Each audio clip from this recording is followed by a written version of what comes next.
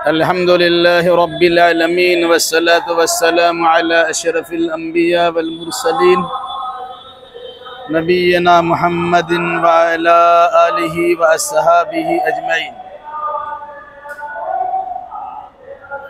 अऊज़ु बिल्लाहि मिनश शैतानिर रजीम। बिस्मिल्लाहिर रहमानिर रहीम। या अय्युहल्लज़ीना आमनू लियस्ताज़िनुकुमुल्लज़ीना मलकत अयमानुकुम या अय्युहल्लज़ीना आमनू लियस्ताज़िनुकुमुल्लज़ीना मलकत अयमानुकुम वल्लज़ीना लम यबलुगुल हुलुम मिनकुम सलास मर्रात मिन क़ब्ल सलातिल फ़ज्र व हीन तदऊन सियाबकुम मिनज़-ज़हीरा व मिन बादि सलातिल इशा सलास औरातिल लकुम लैसा अलैकुम वला अलैहिम जुनाहुम बादहुन तव्वाफ़ून अलैकुम बादुकुम अला बास कज़ालिक युबय्यिनुल्लाहु लकुमुल आयाति वल्लाहु अलीमुन हकीम।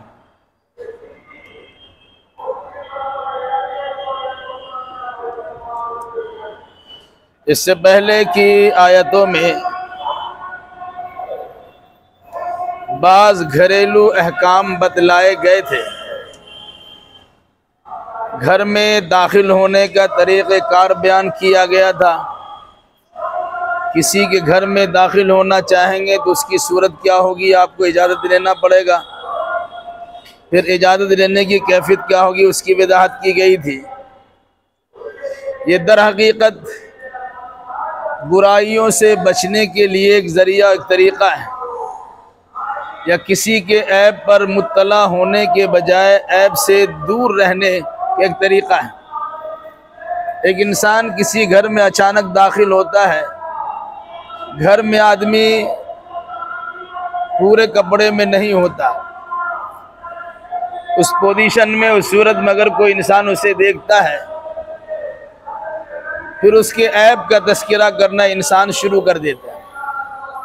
तो धड़ल्ले से किसी घर में दाखिल होने से मना किया गया, दरवाज़ा खटखटाने की ताकीद की गई,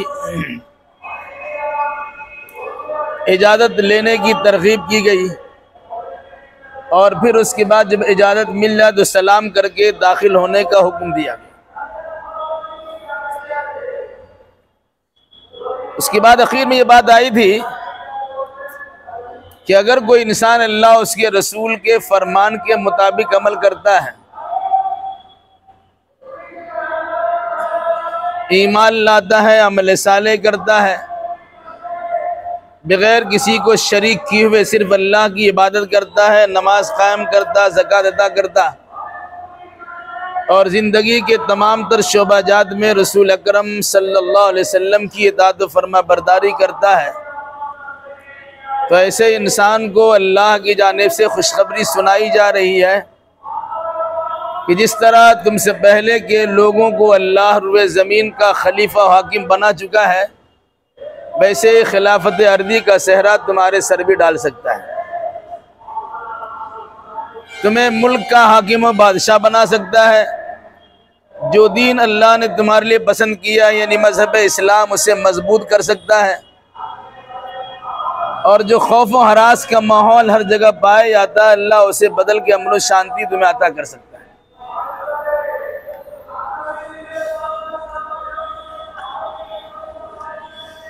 इन तमाम तरह अहकामात के बयान करने के बाद फिर एक बार घर से मुताल्लिक बाज़ अहकाम बयान किए जा रहे हैं। इससे पहले दूसरे लोगों से मुताल्लिक बात थी, अब आपके घर के लोग भी बाज़ औक़ात आपके बेडरूम में, आपके कमरे में बग़ैर आपकी इजाज़त के दाखिल नहीं हो सकते। उसके लिए 3 वक्तों की हदबंदी ख़ास तौर से की गई है, जिन वक्तों में इंसान अपने रूम में बंद होता है और अक्सर व बेशतर सोने की कैफियत होती है। जब इंसान सोने के लिए आता है तो उसके जिस्म पर पूरा कपड़ा नहीं होता, कम से कम कपड़ा होता है। सर्दी के ज़माने में कपड़े तो ओढ़ लेते हैं, लेकिन गर्मी में कम से कम कपड़ा होता है। अब अगर उसी हालत में कोई आपका घर का फर्द पहुंच जाए, कोई बच्चा पहुंच जाए, कोई गुलाम पहुंच जाए, बांदी नौकरानी पहुंच जाए, तो आपके हालात उनकी निगाहों के सामने आ जाएंगे। और फिर बतौर खास शादीशुदा जोड़ा है, दोनों एक साथ रह रहे हो, मियाँ बीबी का हम बिस्तरी होना भी हो सकता है। जोहर के बाद जो कैलुल्लाह का टाइम होता है, बंद कमरे में आदमी कुछ भी कर सकता है, इजाजत है। रात में इशा के बाद और फजर से पहले पहले पूरा उसका वक्त है। इन 3 वक्तों में घर के छोटे छोटे बच्चों को भी ताकीद किया गया और घर वालों से कहा गया तुम्हारे बच्चे भी तुम्हारे घर में बगैर इजाजत के दाखिल ना हो। तुम्हारे यहाँ काम काज करने वाले नौकर चाकर हो, लौंडी और बांदी हो, गुलाम हो, वो भी तुम्हारे घर में बगैर इजाजत के दाखिल ना हो। चुनांचे फरमाया अल्लाह ने,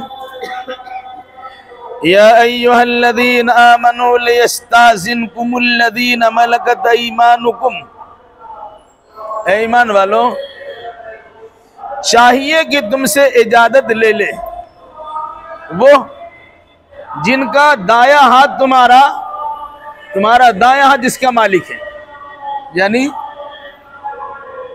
जो तुम्हारे खादिम है, नौकर है, चाकर है, गुलाम है, बादी है, खिदमत गुजार है, ये भी तुम्हारे घर में दाखिल होने से पहले तुमसे इजाजत तलब करे। वल्लज़ीन लम यबलुगुल हुलुम मिनकुम, और इसी तरह आपके बच्चे और बच्चियां जो अभी तक बालिग नहीं हुए हैं, नाबालिग बच्चे और बच्चियां हैं, बोले ये नाबालिग बच्चे और बच्चियां भी आपके बेडरूम में दाखिल होना चाहे तो इन 3 वक्तों में वो बगैर इजाजत के दाखिल ना हो। कौन 3 वक्त है? सलास मर्रात, ये 3 औकात हैं। मिन क़ब्ल सलातिल फज्री वहीन तदऊन सियाबकुम मिनज़्ज़हीरा व मिन बाद सलातिल इशा सलास औरातिल लकुम। फजर की नमाज से पहले और जिस वक्त तुम अपना कपड़ा उतारते हो जोहर के वक्त में और इशा की नमाज के बाद, सलास औरातिल लकुम, ये तुम्हारे 3 पर्दे के औकात हैं। आमतौर से अरब में रिवाज था कैलुला करने का। आज भी मुसलमानों के खुशहाल तबका में ये चीज पाई जाती है, वो दोपहर खा के आराम करते हैं। या फिर बिरादरान वतन के अपना मामूल है, सुबह सुबह दुकान खोलते हैं, दोपहर तक उनकी दुकान खुली रहती, दोपहर के बाद में खाना ना खा के वो आराम करते हैं, फिर असर के बाद उनकी दुकानें खुलती हैं। तो ये दोपहर में और फिर उसके बाद इशा की फौरन बाद सोने का रिवाज था और फजर तक उनके सोने और जागने का मामला था। तो फरमाया मिन क़ब्ल सलातिल फजरी, फजर की नमाज से पहले आमतौर से लोग सोए होते हैं, उस वक्त में कोई इंसान आपके घर में दाखिल ना हो। आपका छोटा बच्चा भी है, उसको भी दाखिल होने के लिए उसे अदब सिखलाइए कि घर में दाखिल होने से पहले दरवाजा पीटोगे, खटखटाओगे, आवाज दोगे, फिर दाखिल होगे।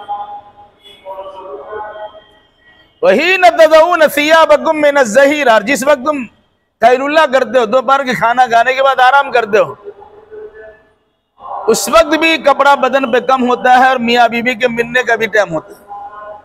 तो उस वक्त में अगर घर के बच्चे ही पहुंच जाए और उस हालत में आपको देख लें तो बच्चे की नफ्सियात पे बड़ा बुरा असर पड़ेगा। इसलिए कहा उस वक्त भी बच्चों को मुकल्लफ बनाइए, जिम्मेदार बनाइए, समझाइए बुझाइए कि वो दाखिल होने से पहले इजाजत ले। व मिन बाद सलातिल इशा, व मिन बाद सलातिल इशा, इशा की नमाज के बाद, मतलब क्या हुआ? इशा की नमाज के बाद कोई काम नहीं होता है सिवाय सोने के। हमारा निज़ाम ही बिगड़ा हुआ है। जो लोग इस अहकाम की पाबंदी करते हैं, सवेरे सोते हैं, सवेरे उठते हैं, दोपहर को आराम करते हैं, उनकी सेहत और तंदुरुस्ती भी अच्छी होती है और उसके कारोबार भी उम्दा होते हैं। जो लोग इसके बरखिलाफ करते हैं उनका मामला सेहत और तंदुरुस्ती का बिगड़ ही जाता है और कामकाज भी कोई बहुत ज्यादा अच्छा हो नहीं पाता है। इन 3 वक्तों में कहा कि बच्चे भी, आपके घर के बच्चे भी आपसे इजाजत के बगैर आपके घर में दाखिल ना हो। इस अंदाजा होता है छोटे छोटे बच्चों के नफ्सियात पर भी गलत चीज़ों के असरात मुरत्तब होते हैं, इसलिए उन बुराइयों को देखने से बच्चों को बचाया जाए। क्यों? अचानक बच्चे दाखिल हो गए और मियाँ बीवी मिल रहे हैं, बच्चे पे क्या असर होगा? ये तो कुरान नुस्रत में कहा। आज सूरत हाल यह है कि माँ हो कि बाप हो कि बेटा हो कि भाई हो कि बहन हो कि दादा हो कि नाना पोता हो, सब एक साथ नंगी तस्वीर वाली फिल्में देखते हैं, फिर बच्चों पे क्या बुरा असर पड़ेगा। आज आवा गावा बिगड़ा हुआ है, खानदान का खानदान बिगड़ा हुआ है, घर का घर बिगड़ा हुआ है। उसकी वजह यही है कि सब कुछ हम एक साथ देखते हैं। और इंसान के बारे में ये चीज मालूम है, बच्चे नक्काल होते हैं। बच्चे जो चीज देखते हैं उसको नकल उतारते हैं। अगर फिल्मी दुनिया की चीजें टीवी की स्क्रीन पे देखा है तो भाई बहन वो काम करते हैं। छोटे छोटे बच्चे क्या, बड़े बड़े भाई बहन भी इस किस्म करके कर लेते हैं। गोया हमने उसे मौका दिया इन बुराइयों को फरोग देने का। इस्लाम ने तो घर में पाबंदी लगाई है कि आपके बच्चे, आपके जो ताल्लुकात जायज ताल्लुकात है मियाँ बीवी के, उस ताल्लुकात के वक्त में आपके घर के अपने बच्चे आपके घर में दाखिल ना हो, इल्ला है कि वो इजाज़त तलब करे ताकि आप होशियार हो जाए, अपने कपड़ा वगैरह ठीक कर लें। लैसा अलैकुम वला अलैहिम जुनाहुन बादहुन। इन 3 वक्तों के अलावा न तुम पर कोई हरज है न उन पर कोई हरज है। क्यों? तवफ़ून अलैकुम बाज़ुकुम अला बाज़, कि तुम लोगों का एक दूसरे की आना जाना लगा रहता है। बाप बच्चे घर में चला जाता है, बच्चे माँ बाप घर में चले आते हैं, तो ये आना जाना हर वक्त में रहता है। तो हर वक्त में आदमी आम अंदाज में रहता है, नॉर्मल रहता है। लेकिन इन 3 वक्तों में आदमी कुछ मखसूस अमल में रहता है और मखसूस कपड़े ही में रहता है। इस मुनासिबत से बच्चों को उन किस्म की चीज़ों से बचाने के लिए कहा कि आपके घर के बच्चे और बच्चियाँ, बल्कि आपके घर के खादिम और खादिमाएँ, वो भी आपसे इजाज़त तलब करें, तब वो आपके घर में दाखिल। कज़ालिका युबय्यिनुल्लाहु लकुमुल आयात, अल्लाह इस तरह तुम्हारे लिए अपनी आयतों को का बयान करता है। क्यों बयान करता है? ताकि खोल खोल के तुम्हें समझाने से बात समझ में आ जाए और अपने आप को बुराइयों से बचा लें और अपने बच्चों की सही तादीब, सही अदब और एहतराम सिखा दें। वल्लाहु अलीमुन हकीम, अल्लाह बड़ा इल्म वाला, बड़ी हिकमत वाला है। अल्लाह जानता है लोगों की नफ्सियात को। उसकी हिकमत का तकादा है कि बंदों को गलत नफ्सियात के अपनाने से रोका जाए और इस सिलसिले में कुछ तादीबी कार्रवाई भी की जाए और उसके अहकाम सिखलाइए। वइज़ा बलगल अत्फ़ालु मिनकुमुल हुलुम फलियस्ताज़िनू कमा इस्ताज़नल लज़ीना मिन क़ब्लिहिम। ये तो खास बात 3 वक्तों हो गई। आम वक्तों में भी जब आपके बच्चे बालिग हो जाएं, आपके लड़के लड़कियां बालिग हो जाएं, ये लोग भी आपके घर में आना चाहें तो उनको इजाजत लेना पड़ेगा।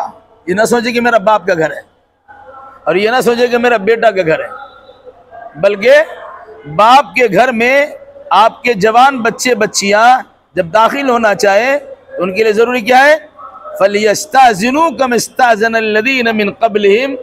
फिर वो इजाज़त ले जिस तरह इससे पहले लोग आपसे इजाज़त लेते हैं। इससे पहले काम गुजर चुके हैं। जब भी किसी घर में दाखिल होइए, आपका अपना घर हो या दूसरे का घर हो, आप घर का दरवाज़ा खटखटाइए, घर से इजाज़त मिले तो अंदर दाखिल होइए, इजाज़त ना मिले तो चले आइए। इजाज़त लेने का तरीक़ा भी सिखला दिया गया। किनारे खड़े होइए, दरवाज़ा पीटिए, लेकिन गिलास से ताक झाँक मत कीजिए। आवाज़ अंदर से आए तो सलाम कीजिए, अंदर दाखिल होने की इजाज़त मांगिए। अगर दाखिल होने की इजाज़त मिलती है दाखिल हो जाइए, और अगर इजाज़त नहीं मिलती है, कोई आवाज़ नहीं आती है, 3 बार खटखटा दिया, नहीं आ रहा है, नहीं आ रही कोई आवाज़, अब वापस चले आइए। या कोई इंसान सीधा सीधी आपको मना कर दे, मत आइए अभी घर में कोई नहीं है या किसी काम में मशगूल है, तो आप वहाँ पर जिद मत कीजिए कि हमको आना ही आना है, बल्कि उनकी बात को मान लीजिए और निकल जाइए। कज़ालिक युबय्यिनुल्लाहु लकुम आयातिही, अल्लाह इसी तरह अपनी आयतों की वज़ाहत करता है। क्यों वज़ाहत करता है? ताकि सीख लो और सही सही बात मालूम करके उसके मुताबिक अमल करने की कोशिश करो। वल्लाहु अलीमुन हकीम, और अल्लाह बड़ी हिकमत वाला, बड़ा इल्म वाला, बड़ी हिकमत वाला। पाबंदी लगाने की बात क्यों आई? कहा इसके जो मुज़िर असरात है, नुकसानदेह चीज़ें हैं, उससे बचा जा सकता है। हो सकता है कि घर में कोई खास काम हो रहा हो, वो आपको दिखाना नहीं चाहते, छुपा कोई काम करना है और आप दरवाजा पीट रहे हैं, मैं फला हूं आने दीजिए, अब वो नहीं चाह रहे कि आप उसको देख लीजिए। तो अगर आपको मना करे कुछ देर रुक जाइए, बाद में आइएगा, तो उनकी बात को मानना चाहिए, खामखा जिद नहीं करना चाहिए। हम बहुत दूर से आए, इसलिए हमको मिलना ही मिलना है, कुछ देर इंतजार कर लीजिएगा, जब बुलाए तब जाइएगा। वल्क़वाइदु मिनन निसाइ अल्लाती ला यरजून निकाहा, वो बूढ़ी औरतें जो अब घर में बैठने के लायक हो गई,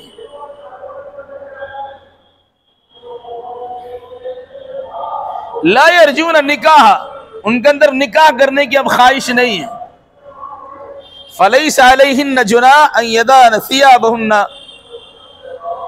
तो उन पर कोई हर्ज नहीं है कि वह अपने ऊपर के कपड़े उतार दे। गैर मुतबर्रिजातिन बिज़ीना, वो जीनत का इजहार करने वाली न हो। वहीं यस्ताफिफ़्न खैरुल लहुन्ना, लेकिन अगर ये औरतें भी उससे बचे तो ज्यादा उनके लिए बेहतर है। वल्लाहु समीउन अलीम, अल्लाह सुनने वाला और जानने वाला है। इससे पहले बात आ चुकी है, अपने घर के लोग ही हैं, बाप है, भाई है, चचा है, मामा है, खालो, सब है, सब रिश्तेदार, घर में उनका आना जाना होता है। औरतों के लिए पर्दा करना जरूरी है, तो घर में अगर चेहरे का पर्दा नहीं हो सकता है तो कम से कम बदन की नुमाइश ना करें, अच्छा खासा कपड़ा पहन के है। तो उसके लिए हुक्म दिया गया था, वलयद्रिबना बिखुमुरिहिन्ना अला जुयूबिहिन्ना, अपने गिरीबान, अपने गर्दन पे खिमार यानी चादर और दुपट्टा डाल लें, जिससे उनके सर ढक जाए, उनके कान ढक जाए, उनके कंधे ढक जाए और उनके सीने ढक जाए। ये आम औरतों को हुक्म दिया गया था, चाहे बाप के सामने हो चाहे भाई के सामने।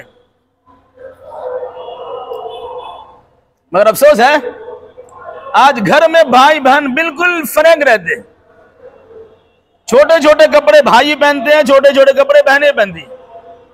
ये कहां से बिगड़ा हुआ माहौल आ गया? जवान लड़का हाफ पैंट पहन के बैठा हुआ है, जवान लड़की उसके बदन पे कपड़े हैं तो कम कपड़े हैं, तो जिस्म का उभार उसका नजर आता है, दुपट्टे तक नहीं है। शैतान किसी को किसी के साथ मिला सकता है। ये वजह है कि बाप बेटी में गलत हरकतें हो जाती है, भाई बहन में गलत हरकतें हो जाती है। इस्लाम ने इसे सख्ती के साथ मना किया। तो कहा औरतें अपने घर के लोगों के सामने भी रहें तो चेहरा उसका ढका हुआ नहीं है, लेकिन उसके कंधे पर और उसके सर पर और उसके सीने पर कपड़े रहने चाहिए। हाँ, अगर कोई औरत बूढ़ी हो गई जिनके अंदर निकाह करने की ख्वाहिश और तमन्ना नहीं है, वो जीनत का इजहार करना नहीं चाहती, अपनी खुशनुमाई को फैलाना और दिखाना नहीं चाहती है, तो अगर कपड़े पहनी हुई है ऊपर के, अगर वो दुपट्टे नहीं लगाती है तो चल जाएगा। क्यों कि आमतौर से उन बूढ़ी औरतों से मुतालिक कोई गलत किस्म का ख्याल नहीं रखता है, न उनके अंदर वो ख्वाहिशात है, न दूसरे उसके बारे में सोचते हैं। बाकी दूसरे जवान लड़कों की लड़कियों के बारे में कहा गया, या बूढ़ी नहीं ऐसी औरतों के बारे में कहा गया, वो कपड़े जरूर रखा करें। पर आज सूरत हाल क्या है? पहले बात आ चुकी है। आमतौर से देखा जाता है जवान लड़कियां जिसके साथ गलत होने का इम्कान ज्यादा रहता है, वो लड़कियां बेपर्दा रहती। उनके साथ में दादी नानी साथ चल रही है, उनकी झुर्रियां लटकी हुई है, वो बुर्का में रहती है। बिल्कुल उलट काम है। इसका मतलब क्या हुआ? आप शरीयत की पासदारी नहीं करती है, बल्कि अपने अपने ऐब को छिपा दी, अपने झुर्रीपन को छिपा दी। वरना होना ही चाहिए अगर अपना दुपट्टा, अपना बुर्का, अपनी चादर उन बच्चियों को दे दे जुबान है कि जिनके साथ इंसान की निगाहें लगी हुई, पर उल्टा मामला लोग करते हैं। फरमाया वो औरतें जो घर में बैठी रहने के लायक हो गई है, जिनको निकाह की ख्वाहिश भी नहीं है, वो औरतें अगर अपने ऊपर की चादर उतार के रख देती हैं और सिर्फ नॉर्मल कपड़े में रहती है और वो अपने जीनत का इजहार करना नहीं चाहती है, तो ऐसी औरतों पे कोई गुनाह नहीं है, कर सकती है। लेकिन उसके बावजूद क्या फरमाया? वहीं यस्ताफिफ़न खैरन लहुन, और अगर वो ज्यादा पाक दामनी इख्तियार करें और वो भी घर में ही भी दुपट्टा लगा के रखे ओढ़ के बूढ़ी औरतें भी, तो उनके लिए ज्यादा बेहतर है। वल्लाहु समीउन अलीम, अल्लाह बड़ा सुनने वाला और बड़ा ही जानने वाला है। लैसा अलल आमा हरज वला अलल आरजी हरज वला अलल मरीद हरज वला अला अनफुसिकुम अन ताकुलू मिन बुयूतिकुम औ बुयूति आबाइकुम औ बुयूति उम्महातिकुम औ बुयूति इख्वानिकुम औ बुयूति अखवातिकुम औ बुयूति आमामिकुम औ बुयूति अम्मातिकुम औ बुयूति अखवालिकुम औ बुयूति खालातिकुम औ मा मलकतुम मफातिहहु औ सदीक़कुम। लैसा अलैकुम जुनाहुन अन ताकुलू जमीअन औ अश्ताता फ़इज़ा दख़लतुम बुयूतन फ़सल्लिमू अला अनफ़ुसिकुम तहिय्यतम मिन इंदिल्लाहि मुबारकतन तय्यिबा कज़ालिका युबय्यिनुल्लाहु लकुमुल आयात लअल्लकुम ताक़िलून। अंधा आदमी पर कोई गुनाह नहीं,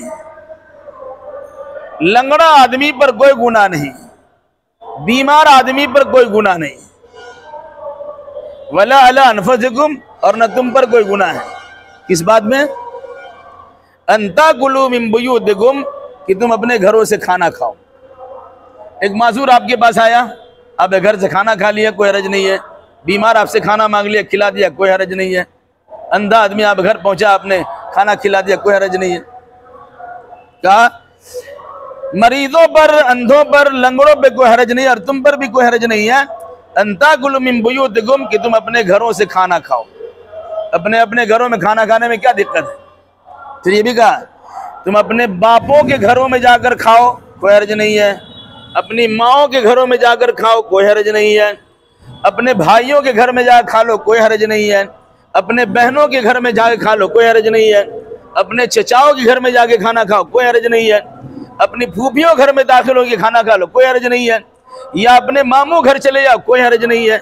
अपने खालाओं घर में जाके खाना खाओ, कोई हरज नहीं है। औ मा मलकतुम मफातिहहु, या अपने उस घर में जाओ जिस घर की चाबी तुम्हारे इख्तियार में है, वहां जाके खा लो, कोई हरज नहीं है। औ सदीक़कुम, या अपने दोस्त के घर में जाके खाना खाओ, कोई हरज नहीं। ये सब रिश्तेदार ऐसे हैं जिनके आना जाना लगा रहता है। आज हम उनके यहाँ जा रहे हैं, वो हमारे यहाँ आ रहे हैं, तो इस तरह से रिश्तेदारी बनी रहती है, जहाँ खाने में कोई हरज नहीं। किसी ने आपको अपनी चाबी दे दिया कि ठीक है भाई हम जा रहे हैं, ये मेरा घर में रहिए। घर में देखो कोई सामान ऐसा है कि उसके आने से पहले पहले सड़गल के बराबर हो जाएगा, अब वो खाने की इजाजत। उसके जो मखसूस चीज़ें हैं जो रुक सकती है, ठहर सकती है, उनको खाने की इजाजत नहीं है। लेकिन जो खाने खराब होने के इम्कान है, उसे खाने में कोई हर्ज नहीं। या किसी खाना को आपके घर वालों ने, आपके दोस्त ने, रिश्तेदार ने या जिसने आपको चाबी दिया, आपको छिपा के रखा है, तो छिपानी छिपी हुई चीज को मत निकालिए। बाकी जो किचन में सामने रखा हुआ है उसे खाने में कोई हर्ज नहीं। क्यों? ऐसा मेरे यहाँ करेंगे, कल हम आपके यहाँ भी कर सकते हैं। यानी आना जाना का सिलसिला लगा हुआ रहता है, इसमें कोई हर्ज नहीं। लैसा अलैकुम जुनाहुन अन ताकुलू जमीअन औ अश्ताता, तुम पर इसमें भी कोई हर्ज नहीं है। सब मिल के एक साथ खाओ या अलग अलग खाओ, ये इख्तियार है। मतलब क्या हुआ? अब किसी घर पहुंचे, खाने का टाइम हो गया, अब एक आदमी नहीं आ रहा है, सब आए हुए एक आदमी के लिए इंतजार कर रहे हैं। ये मुनासिब नहीं है, एक की वजह से सबका वक्त ज़ाया होता है। अगर सब वक्त में चले आते हैं, एक साथ खाना खा लो, अच्छी बात है। और अगर कोई नहीं आता है, आपका वक्त कम है, खाना खा के आप जा सकते हैं। लेकिन एक साथ खाना खाने में बरकत भी होती है। एक साथ खाना खाने से दूसरे का ख्याल भी रहता है। अपने खाने के बाद हम दूसरे को खिला देंगे, ये मान ले खाना थोड़ा कम है और कई लोग आ गए हैं, तो जो जिसको मौका मिला हजम करके चले जाएंगे, बाकी बाद में आने कुछ नहीं मिलेगा। तो उसी एतबार से आदमी थोड़ा थोड़ा तकसीम करके खा लेगा तो आसानी से उसका काम हो जाएगा। एक आदमी खाना 2 आदमी का हो जाता है, 2 आदमी खाना 2 आदमी खाना 3 या 4 आदमी का हो ही जाता है। तो इस तरह मेल मिलाप से एक साथ खाने से फायदा होता है। लेकिन ऐसा जरूरी नहीं कि एक साथ ही खाना पड़ेगा, घर के सारे लोग एक साथ खाना खाए, ऐसा भी नहीं है। और हमेशा सोचे घर के सब लोग अलग अलग खाते रहे। मालूम पड़ा कि अभी खाना का सिलसिला शुरू हुआ तो 3-4 घंटा लग जाता है खाना खाने खिलाने में। ये औरतों के साथ परेशानी भी होती है। अभी एक आदमी आया खाना दिया, फिर अभी एक आदमी फिर खाना दिया, फिर मिजाज ये है अभी खाना गर्म करके दो, ऐसा करके वैसा ये परेशानी बढ़ती है। इन चीज़ों का खास ख्याल करना चाहिए। कहा ऐसे वक्तों में एक साथ खाना खाओ या अलग अलग खाना खाओ, कोई हर्ज नहीं। फ़इज़ा दख़लतुम बुयूतन फ़सल्लिमू अला अनफ़ुसिकुम, और जब तुम घरों में दाखिल हो तो अपने घर वालों को सलाम करो। आमतौर से इंसान बाहर वालों को खूब सलाम करता है, लेकिन बीवी बच्चों को सलाम करने में अपनी सुख की समझता है, हम हल्का हो जाएंगे। मैं आपकी सलामती की दुआ की ज्यादा मुस्तहिक तो आपके घर के लोग हैं। अब छोटे बच्चे को भी सलाम कीजिए, औरतों को भी सलाम कीजिए, ये मिजाज बनेगा, वो भी आपको सलाम करेंगे। आप घर से निकलना चाहेंगे, बच्ची आपको सलाम करेंगे। एक मिजाज बनेगा कि जब घर में दाखिल हो तो घर वालों को सलाम करो, अपने घर वालों को भी सलाम करो। बाहर के घरों में दाखिल होने में सलाम करना तो आम सी बात कर लेता है, लेकिन आदमी अपने घर में मुंह बना के दाखिल होता है, सलाम करता ही नहीं। जबकि सलाम के बारे में कुरान ने क्या कहा, तहियतम मिन इंदिल्लाहि मुबारकतन तय्यबा, ये अल्लाह की जानिब से बाबरकत पाकीज़ा दुआया कलिमा है। अस्सलामु अलैकुम व रहमतुल्लाहि व बरकातहू, तुम पर सलामती हो, अल्लाह की रहमत हो और अल्लाह की बरकत हो। और क्या चाहिए? रहमत व बरकत मिल जाए और सलामती की दुआ मिल जाए, फिर उसका कौन क्या बिगाड़ सकता है। तो ये दुआ एक दूसरे को देना चाहिए, अपने घर के बच्चों और औरतों को भी देना चाहिए। कज़ालिका युबय्यिनुल्लाहु लकुमुल आयाति लअल्लकुम ताक़िलून, अल्लाह इस तरह तुम्हारे लिए आयतों की वजाहत करता है ताकि तुम अकल से काम लो। अल्लाह को इन बातों के खोल खोल कर बयान करने का मकसद क्या है कि आदमी समझ जाए और समझ के मुताबिक अपनी ज़िंदगी गुजारने की कोशिश करे, तो बहुत सारी ख़राबियों से बच सकता है और बहुत सारी अच्छाइयों को हासिल करके अपनी ज़िंदगी को पुरसुकून बना सकता है। अल्लाह हमें और आपको और जुमला मुसलमानों को किताब सुन्नत की रोशनी में अक़ीदा व आमाल बजा लाने की तौफ़ीक़ मरहमत फरमाए। आमीन।